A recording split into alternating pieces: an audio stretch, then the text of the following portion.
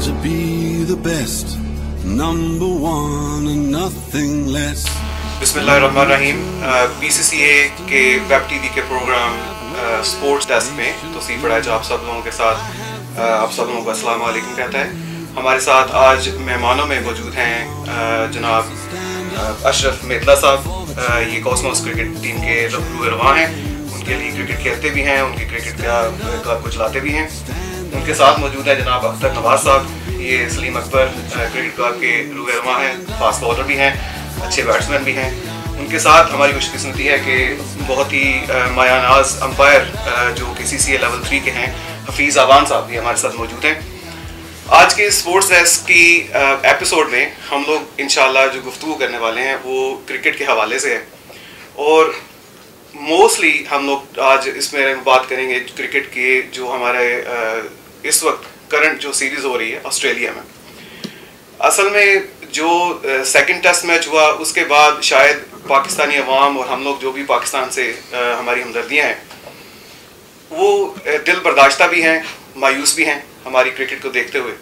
लेकिन हम लोग जो आज बात करने वाले हैं ये कैसे इम्प्रूव हो सकता है, PCB का उसमें क्या रोल है, क्रिकेट के प्लेयर्स का उसमें क्या रोल है, और हम लोग जो देखने वाले हैं कैसे हम लोग इस चीज़ को सपोर्ट कर सकते हैं, कैसे हम लोग इस चीज़ के बारे में बात कर सकते हैं और फील क्या कर सकते हैं।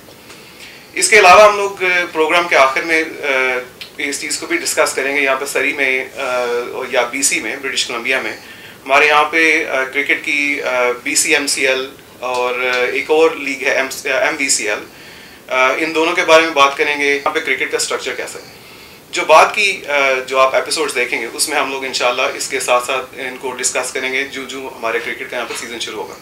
सबसे पहले हम लोग यहाँ पे डिस्कस करेंगे कि क्रिकेट के जो इस वक्त सीरीज़ हो रही है पाकिस्तान और ऑस्ट्रेलिया के दरमियान, और स्पेशली जो सेकंड टेस्ट मैच हुआ उसके पाकिस्तान उस मैच को तकरीबन 4 दिन या 3.5 दिन जीतता रहा और उसके बाद वो हार गया।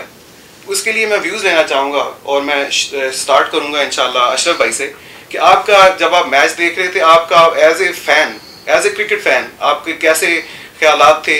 3.5 दिन जो आपने मैच देखा उसके बारे में क्या ख्याल है? बिस्मिल्लाहिर्रहमानिर्रहीम। ये हमारी खुशकिस्मती थी कि आफ्टर 15 ईयर्स हमें ये चांस मिल रहा था कि हम ऑस्ट्रेलिया के खिलाफ ये मैच जीतते हैं, तो बड़ी होप्स थी। पाकिस्तान ने they perform very good, bowling में हम डोमिनेट रहे। फर्स्ट इनिंग जो आप देखें कि होम सीरीज़ पे जाके 127 पे उनको हमने आउट किया, लेकिन इमीडिएटली लास्ट पे जाके हमारे बैट्समैनों ने प्रेशर लिया। उन्होंने जाके फोर्स 2-3 फैक्टर थे जिनसे हम मैच हारे हैं। एक तो कामरान अकमल ने ड्रॉप कैचेस, पूरा selection of the team, Faisal Iqbal और मिसबाह हक, और हमारे कैप्टन ने जो लीडरशिप मैं उसको भी थोड़ा सा जो है, ये नहीं कि मैं ज़्यादा क्रिटिसाइज़ कर रहा हूँ, लेकिन यूसुफ ने जो है प्रेशर लिया। बैटर था कि बैट्समैन जैसे कामरान परफॉर्म नहीं कर रहा था, मिसबाह नहीं परफॉर्म कर रहा था, उनकी पोजीशन चेंज करता, तो देयर वर चांसेस कि पाकिस्तान आराम से ये मैच जीत जाता। तो मेरे personal as a Pakistani, as a cricketer, really मैं तो आई क्राइड, लेकिन end of the day cricket ख़त्म नहीं हुई। इंशाल्लाह ये हमारी टीम है, हमारा मुल्क है, तो वेलकम बैक। अख्तर साहब, आप क्या सोचते हैं कि टर्निंग पॉइंट कहाँ पे हुआ इस टेस्ट मैच का? असल में 3 दिन हम लोगों ने इस टेस्ट में डोमिनेट किया। फर्स्ट 3 डेज उस सिचुएशन को देखते हुए कभी ये नहीं लग रहा था कि हम लोग टेस्ट मैच हारेंगे। अगर जो कामरान अकमल ने जो 3 कैचेस ड्रॉप किए, जो माइक हसी का जो कैच था, आई बिलीव कि वो 28 रन से पहला कैच था, अगर वो कैच ड्रॉप ना होता तो पाकिस्तान को बैटिंग करने की भी शायद ज़रूरत ना पड़ती। लेकिन इनफैक्ट वो कैच ड्रॉप हुआ, आई बिलीव कि 40 समथिंग पे उसका सेकंड कैच ड्रॉप हुआ और 50 समथिंग पे उसका थर्ड कैच ड्रॉप हुआ। तो फिर भी अगर देखा जाए तो ये जो 3 कैचेस है, अगर ये उसने चला ड्रॉप किए, उसके नेक्स्ट डे हम लोग इवन उस दिन तक भी डोमिनेट कर रहे थे। नेक्स्ट से जब स्टार्ट हुआ तो अगेन मैं यूसुफ की बात यहाँ पे करूँगा कि थोड़ी सी मतलब ये है कि स्लाइटली कहूँगा कि पूर कैप्टनसी थी वहाँ पे कि उन्होंने कोशिश नहीं की कि माइक हसी को भी आउट किया जाए, उसको फ्री सिंगल दिए। उन्होंने शुरू से डिफेंसिव फील्ड रखी दोनों बैट्समैन के लिए, जिसकी वजह से वो रोटेट करते रहे अपना स्ट्राइक भी, और मतलब वो सेट हो गए। हालांकि नेक्स्ट जब फ्रेश डे होता है उसमें बैट्समैन ऑलवेज थोड़ा सा अच्छा बैट्समैन भी अगर उसके ऊपर टैग करो तो स्ट्रगल कर सकता है, उसको आउट करने की कोशिश नहीं की गई। फिर उसी दिन same thing again Kamran Akmal ने एक कैच और ड्रॉप कर दिया जब स्कोर उससे कहता आई थिंक उनकी लीड 140 ऑड लीड थी, उसमें उसने पीटर सिडल का कैच ड्रॉप कर दिया।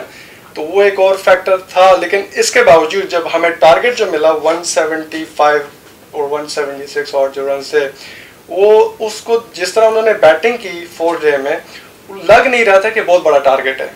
क्योंकि जब पाकिस्तान के ओपनर्स जब आए, जिस अंदाज में हमारे ओपनर ने जिस तरह इमरान फरद ने स्टार्ट किया, स्ट्रोक शुरू से खेलना शुरू किए, फील ही नहीं हो रहा था इस विकेट में कुछ ज़्यादा बॉलर्स के लिए है, ना कोई इतना टर्न नज़र आ रहा था ना कुछ।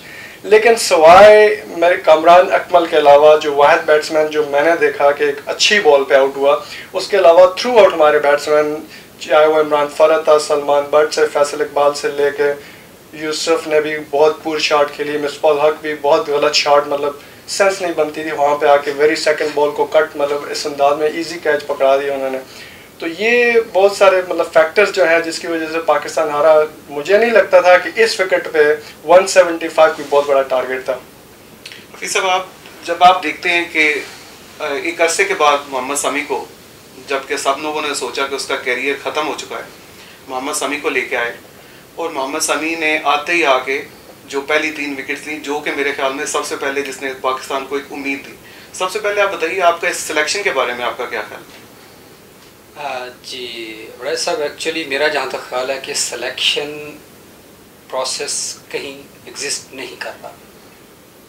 वन मैन शो चल रहा है, चाहे वो पीसीबी के चेयरमैन हैं या कोई भी है। ये मैं कोई ओपिनियन किसी का नहीं दे रहा, जो बज़ाहिर क्रिकेट से नज़र आ रही है चीज़, जो परफॉर्मेंस से नज़र आ रही है, जो रिज़ल्ट हम प्रोड्यूस कर रहे हैं उससे यही चीज़ नज़र आ रही है कि सिलेक्शन कमेटी एग्जिस्ट नहीं करती। उसकी सबसे बड़ी यही मिसाल कि प्लेयर्स का आना जाना लगा हुआ है। न्यूजीलैंड की सीरीज़ के बाद लोग वापस आ गए, फिर चले गए, एक प्लेयर को वहाँ से अभी वापस भेजा गया ऑस्ट्रेलिया से, और फिर उसको तीसरे टेस्ट के लिए दोबारा वापस भेजा जा रहा है। I am talking about Fawad Alam, उसको फिर वापस भेजा जा रहा है। तो ये कौन सा क्राइटेरिया है कि अगर एक मैच पहले वो प्लेयर इस काबिल नहीं था कि वो ऑस्ट्रेलिया में खेल सके और वापस उसको भेज दिया गया इसी बिना पे, और आज फिर वापस जा रहा है।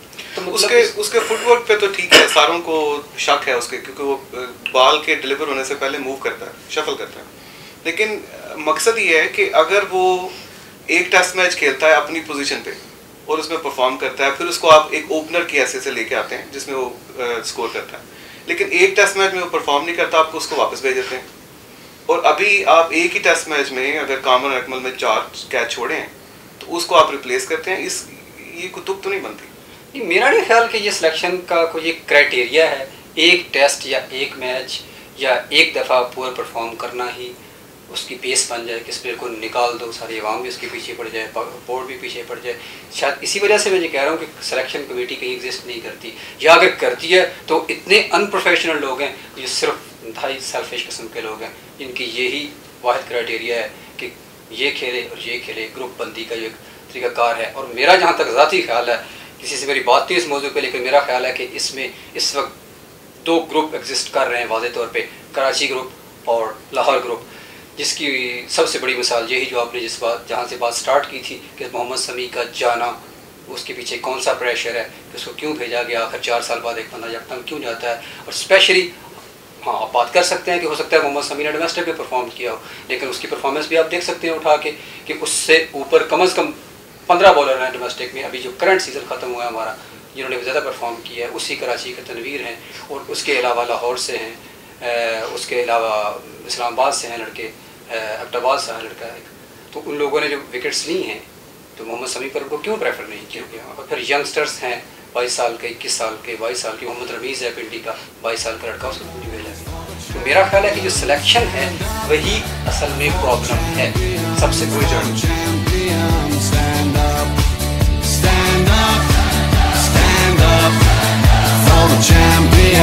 For the champions, stand up.